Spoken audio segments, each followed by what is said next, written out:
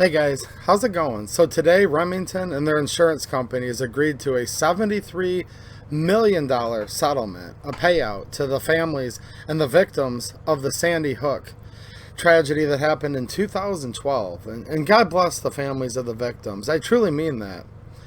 But with that said, this lawsuit should have never been allowed to proceed. And I'm going to explain why in this video. And I'm also going to talk about how this is a really big deal that could and probably will, in certain forms, have very large implications on the firearms industry as a whole, on the Second Amendment as a whole, which does not grant you your right to keep and bear arms, but protects your natural right. It says shall not be infringed. And there's also a law that further protects the commerce of firearms. I'll get to that too. But this is something that this lawsuit's been going on since 2014. It should have been dismissed a long time ago due to federal statute, due to the Second Amendment, and many other reasons, but it was allowed to proceed and persist.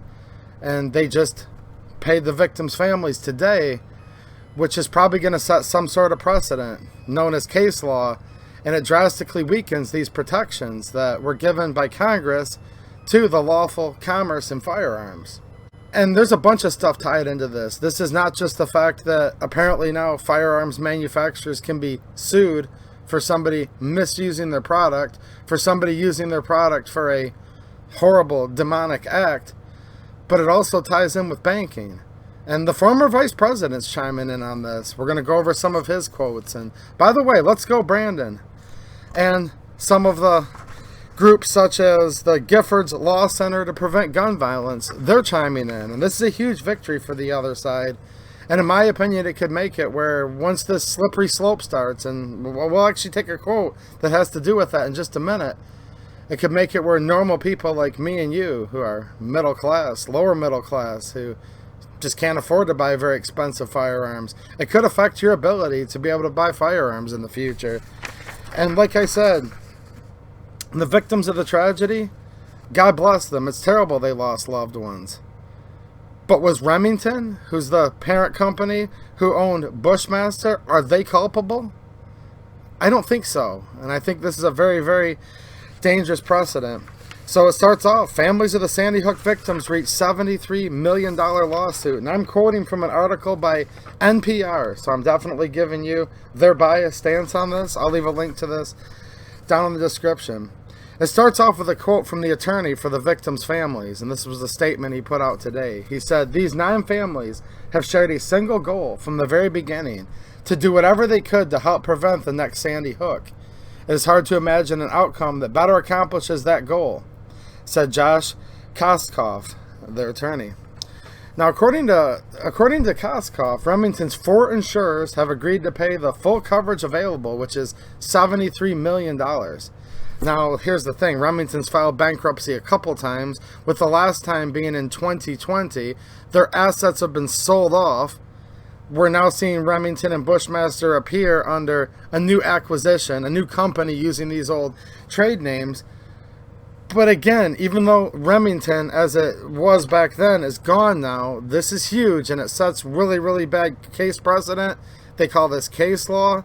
And you can see the other side is literally pouncing all over this. The fact that they're so happy is why all of us should be pretty bothered and worried about what happened today. The other big thing that they're bragging about is thousands of pages of internal Remington company documents can now also be made public. And that's according to Kostoff's law firm. Here's another quote from him. He says, "This victory should serve as a wake-up call, not only to the gun industry, but also the insurance and banking companies that prop it up." There you go. They're reaching further than just gun companies. Do you guys remember Operation Choke Point? That was in the Obama administration, when the former vice president was the vice president. This was the Obama-Biden administration, where they were basically, just to summarize it, telling lending institutions, hey, if you deal with the gun industry, you could have some ramifications. You could be audited. We could look into you a little further. That's what they said to banks that were loaning them money. And no doubt, from your local gun shop all the way up to really big companies like Remington, Freedom Group, all these big companies that were involved in this, yeah, that's huge. That could literally shut down the gun industry. It goes on to say, for the gun industry, it's time to stop recklessly marketing all guns to all people for all uses and instead ask how marketing can lower risk rather than court it. For the insurance and banking industries, it's time to recognize the financial cost of underwriting companies that elevate profit by escalating risk. Our hope is that this victory will be the first boulder in the avalanche that forces that change. So you don't have to take my word for it when I talk about slippery slope. Literally, according to the attorney who helped win the settlement for the families against Remington, he wants this to be the boulder in the avalanche. They're literally admitting they're trying to start a slippery slope where not only do they want to sue gun makers out of existence, but scare and sue and prevent insurers from insuring the gun industry. Also, banks and financial institutions from lending to them. And before you go ahead and say, well, hold on a minute, Remington, they were a dysfunctional company and went bankrupt anyways, and who cares about them because they're gone now, at least as they were legally organized then. They've re-risen with recent acquisitions. But hold on, it's not just about companies like Remington, who were at one time worth hundreds of millions of dollars. No, this law, the Protection of Lawful Commerce and Arms Act that should have prevented all this from happening, also protects your local gun shop. Literally, your neighborhood gun shop that might be just week to week trying to scratch money together for rent while providing you a place locally to buy firearms. This act also protects them. And when this act is weakened, in this Remington case, it weakens it for everybody, not just the big, huge companies, but the whole entire gun industry, which a lot of it is a small mom and pop cottage industry. And a lot of these are really good people that own these small businesses. This all affects them too. And if the other side gets their way, will definitely affect them in the future. Now, the former vice president, he chimed in. He said, they have demonstrated the state and city consumer protection laws like Connecticut's Unfair Trade Practices Act provide an opportunity to hold gun manufacturers and dealers accountable for wrongdoing despite the persistence of the federal immunity shield for these companies. So there's a couple things here. Connecticut, which is where they sued in. Now keep in mind, Remington and their lawyers tried to appeal this to the Supreme Court in 2019. But the Supreme Court actually turned down the case and wouldn't hear it. That's why it's been allowed to be pursued and persist for the last 8 years. This case should have been dismissed with prejudice, in my opinion, about 8 years ago, within weeks of it being filed, because there's a very clear statute that protects the lawful commerce and arms. And I'm going to read from that in 1 second. But what this is basically about is they claim that Remington, via their Bushmaster brand, marketed this to youth, supposedly to purport violence. And here's one quote that they had put out. This was one of their marketing schemes, where Bushmaster had said, "Consider your man card reissued." Somehow, and this has been allowed to go on in the courts for 8 years. It was just settled for $73 million by Remington. Somehow that was supposedly Bushmaster marketing this firearm for the evil acts and wrongdoings of this murderer in Sandy Hook. Well, supposedly, I guess yes. I vehemently disagree with that, but like I said, the case was able to keep going and going. Supreme Court turned it down. They had also said that they were marketing military-type firearms, and they were calling it an assault rifle, and all these words that they used to demonize a semi-automatic rifle that, by the way, is the most popular rifle in America. And don't forget that. That's what they're actually demonizing. The most popular rifle in America. Now, they go on. It says, they said the president, I would say the former vice president also urged state and local lawmakers, lawyers, and survivors of gun violence. I told you, this is just the beginning, guys. He said, to pursue efforts to replicate the success of the Sandy Hook victims. They want state laws. They want federal laws. They want to repeal all the protections for the whole gun industry, which doesn't just include conglomerates like Remington. It also includes small manufacturers, including your local gun shop, and they want everyone possible to be suing them out of existence. They want to legislate them. Look at all the rulings by the ATF and all of these bureaucracies. They're going to try to basically get rid of the firearms industry and your right to keep and bear arms that way, and now they want them sued out of existence. They're also scaring the financial institutions, the insurance companies, threatening them. Biden continues on. Here's another quote. Together, we can deliver a clear message to gun manufacturers and dealers. See, I told you earlier, and dealers, which includes your local gun shop. They must either change their business models to be part of the solution for the gun violence epidemic, or they will bear the financial costs of their complicity, he said. I doubt he said that. I bet you somebody typed that up for him. But hey, that's the official message coming from the White House. They're calling it a gun violence epidemic, saying it's a health crisis. Yeah. So it goes on and says, this case is thought to be the first damages award of this magnitude against a U.S. gun manufacturer based on mass shootings. And this is according to Adam Skaggs, Chief Counsel and Policy Director at Giffords Law Center to prevent gun violence. Like I said, the other side is really celebrating this like crazy. In previous cases, U.S. gun makers have managed to invoke immunity and avoid liability, which just underscores how significant and unique the Sandy Hook outcome is, Skaggs says in an email to NPR. Look, this is precedent. They just broke a federal law that protects, and I'm going to read a quick summary of that law in 1 second. This is a new precedent. This is the boulder that would start the avalanche, as I said earlier. This is the definition of slippery slope. Goes on to talk about what happened on December 12th, 2012. A terrible thing that happened, but in my opinion, it had nothing to do with who made the gun. A gun's an inanimate object. It's neither good nor evil. And they also don't mention anywhere in this article the thousands of good people who save lives with firearms every single day.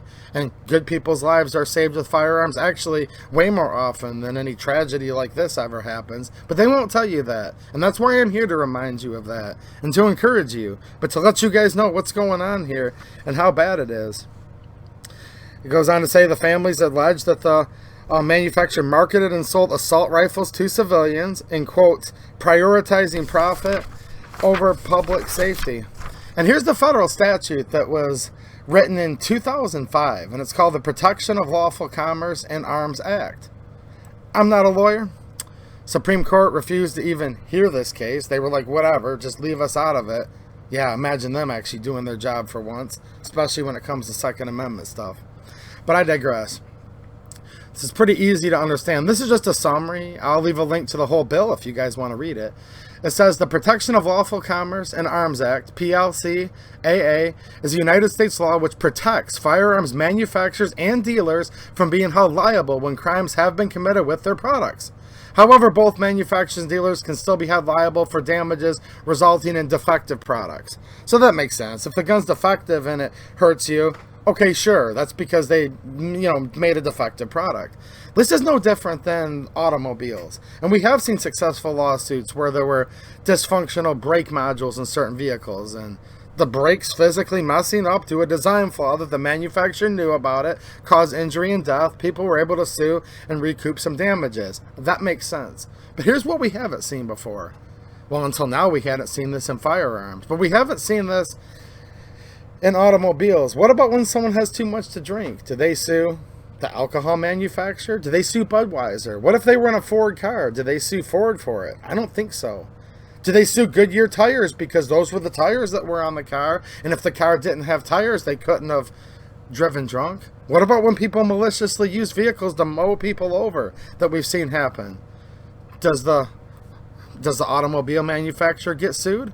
I don't know. What about the gas station that they filled up with last because they would have had to put gas in the vehicle to be able to drive the vehicle on that set of tires, to sue them? What about the company that made the part and sold it to the automobile manufacturer that made the gas pedal? Because if it didn't have a gas pedal, they wouldn't have been able to accelerate the vehicle. You see the problem with that? That sounds ridiculous. How could you possibly blame a car for what somebody intentionally does? Or willfully, irresponsibly drinks or drives and then kills people or hurts people or mows people down with their vehicles? You wouldn't think of suing the car manufacturer because it's not Ford's fault. They didn't market the car for that. And as far as I can see, that was literally the quote from Bushmaster. Consider your man card reissued. I don't see where that evokes violence at all. Do you? But here we have it, a precedent now that an inanimate object, again, that is neither good nor evil. There's good people and there's evil people. And this is ultimately the battle we face, guys. This is a battle of good versus evil. And evil always has prevailed and always will prevail when good men do nothing. And we should all be bothered by this, because they're now setting court case precedent that they can sue. And in this case, Remington successfully, their insurance companies said, hey, whatever, we give up. I mean, that's not quoting them, but that's basically what they did. They paid $73 million. And now a gun manufacturer has been sued for the evil deeds somebody did with their inanimate object that they sold to them. What's going to be next? Your local gun shop, if somebody commits a crime with a firearm they sold? What about all the other manufacturers out there? Because here's what will happen. If they make it where all the insurance companies are getting sued so much they won't insure firearms industry, and none of the banks will lend to them because they've just been threatened again by previous administrations and now the current one in the White House, and nobody will loan them money anymore, and half of them get sued out of business, it won't make it where there's no firearms left. It'll make it where only wealthy people can own firearms. Just like the Hughes Amendment, 1986, the Firearms Owners Protection Act, the Hughes Amendment. It didn't outlaw machine guns. No, it just made it where the registry was closed and nobody could acquire or make or build or sell any more unless they were registered before 1986. Didn't make them illegal. It just made it where now they're worth tons of money and only wealthy people can afford firearms.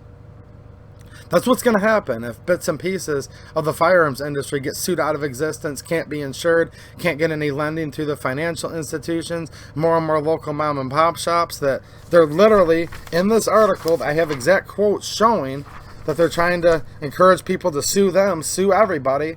It'll just make it where politically connected and wealthy people will be able to afford firearms. And make no mistake, all of these people that are anti-gun, that want to sue firearms out of existence, oh yeah, they still use firearms for protection, often with security details. Look at how much money the United States taxpayers pay the Secret Service, which is the security detail for Biden, how much we pay for them to protect him with guns, state-of-the-art guns, that unless you're rich, you won't be able to afford or be able to own in the United States legally. Think about that for a minute. So I'm not happy about this. I don't think you should be either.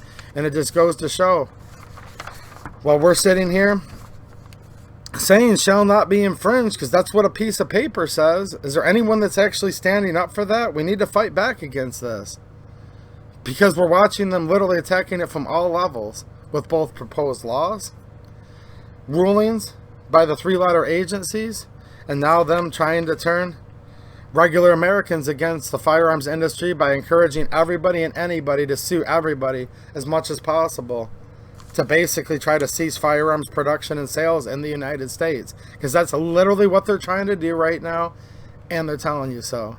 $73 million, that's a lot of money, and it sets a really, really bad precedent that put a huge crack in the Protection of Lawful Commerce and Arms Act. Alright, let me know what you guys think down there in the comments. Thanks for watching, and have a good one.